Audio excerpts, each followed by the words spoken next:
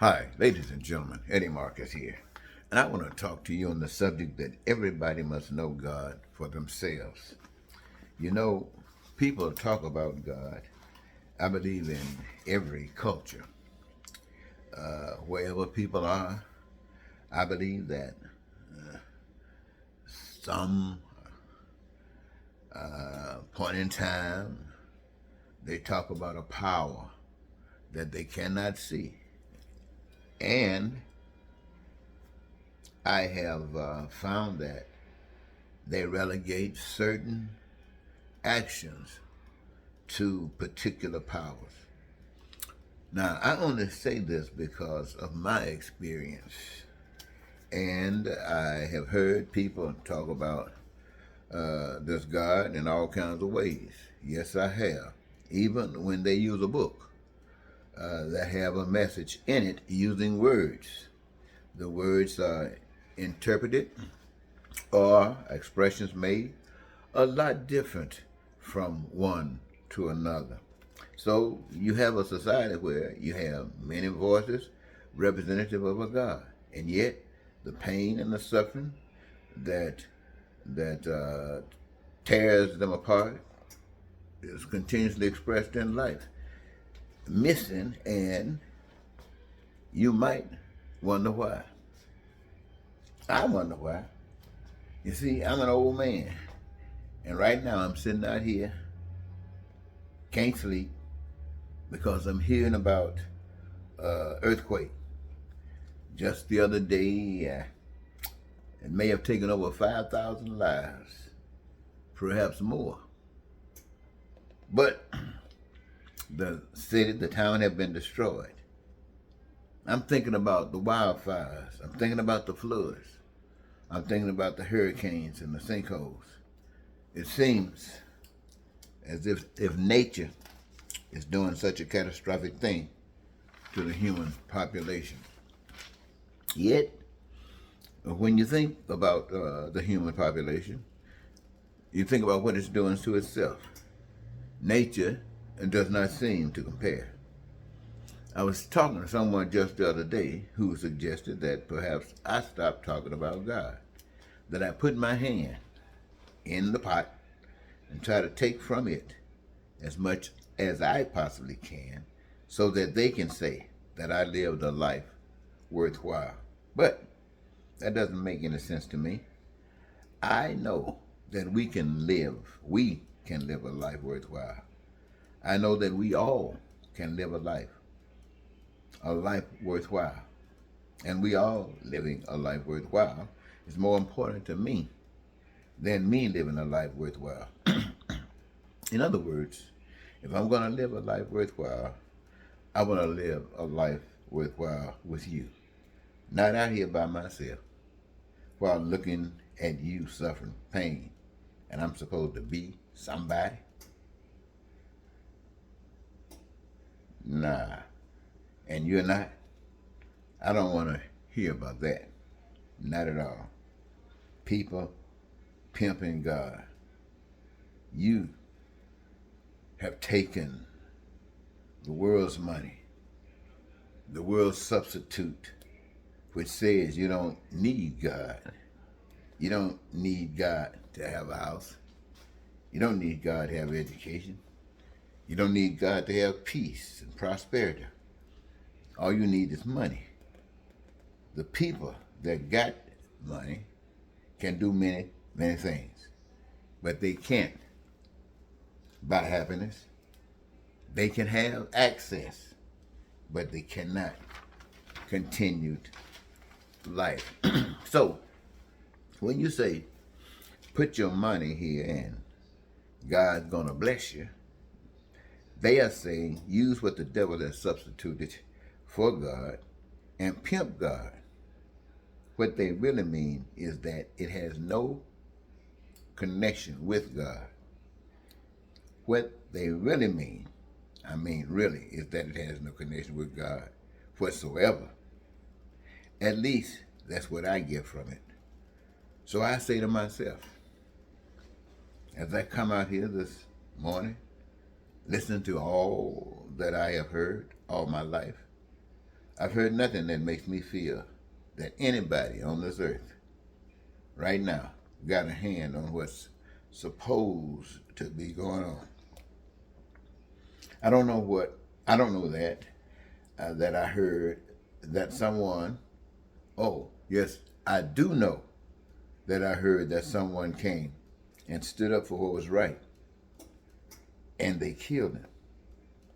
I heard that other people came on earth, stood for what was right, and they too were killed. More and more people that stands up for what is right, they are killed, and everything else is trying to shape so that it can continue to exist in what I call a hellhole. So what I must say and confess to myself and confess to any of those that might be listening to me, when it comes down to God, I just have to say, none of us got enough knowledge to say we got God pinpointed. Because I see so much confusion, and I must be amongst that as well. There's one thing that I see, and I see clearly, is that the path to peace and that which I have come to accept is what is beautiful. I mean, really beautiful. So, it does not apparently come out of the mouths of others, yet it comes out of my mouth. The truth of the matter is, it might not be God. I have said so based upon my training, my understanding, my exposure to say it's God, because it seems to be so different than what human beings are able to do, so different than what human beings are able to talk about. So far, that which, if employed, could allow for people to have their needs, their wants, and their desires met on earth, then to be peaceful and prosperous and free and happy, joyous and dreams come true, to be able to live without lies and hatred and racism, to me, that's godly. That's what it is to me. In order for that to happen, you must accept a reason. For me, I accept a way of acting, a conduct that allows people to respect that all things belong to God. Respect that all people are important. Respect that all people got something to offer in this life.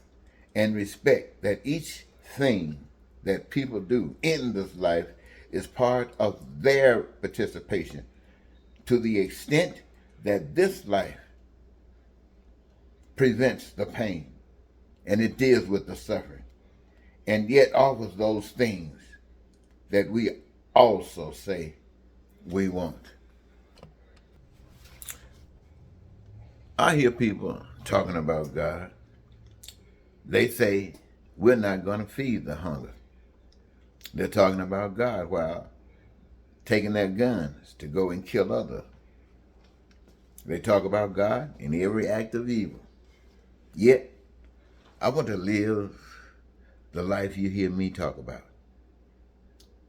But I'm not willing to sell my soul just to go and participate in the evils of mankind as a means to survive, to sell out.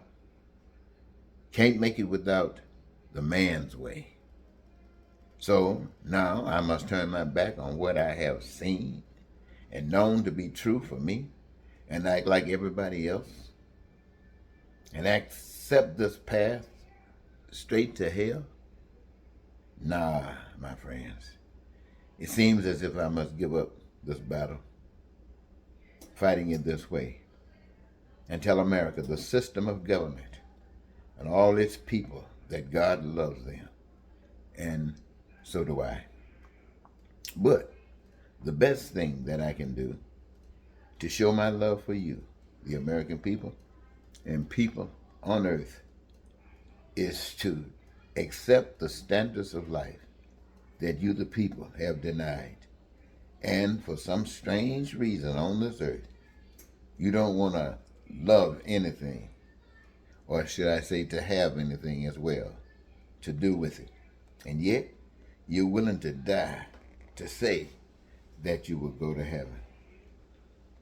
On this earth, you have resisted it, believing someone is coming to save you and take you to a place you spent your whole life straying away from.